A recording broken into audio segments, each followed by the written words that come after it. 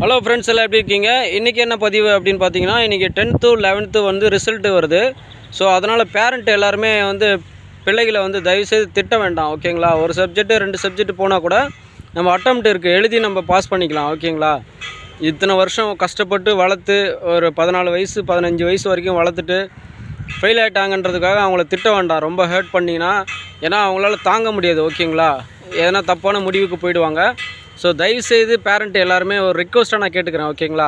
இன்றைக்கி நிறையா ரிசல்ட் வந்து நாளைக்கு தான் தெரியும் பேப்பரில் எத்தனை பசங்க இறந்துட்டாங்க அப்படின்னு. வருஷம் இது நடந்துக்கிட்டு தான் இருக்குது. 12th கூட ஒரு பொண்ணு வந்து ரிசல்ட் வரத்துக்கு முன்னாடியே பயத்தில் இறந்துருச்சு. அப்புறம் பார்த்தா அந்த பொண்ணு பாஸ் ஆகிடுச்சு. ஸோ இந்த மாதிரி விஷயங்கள்லாம் நடக்குது. தயவுசெய்து பேரண்ட்டை வந்து நான் ஒரு ரிக்வஸ்ட்டாக கேட்டுக்கிறேன், பசங்களை திட்ட வேண்டாம். அதுக்கான ஒரு பதிவு தான். ஸோ கண்டிப்பாக நம்ம இவ்வளோ நாள் கஷ்டப்பட்டதே பசங்களுக்காக தான். நம்ம படிக்காத படிப்பை நம்ம பிள்ளைங்க படிக்கணும்னு நம்ம ஆசைப்பட்றோம். ஸோ அந்த மாதிரி பசங்களை திட்ட வேண்டாம், ஓகேங்களா?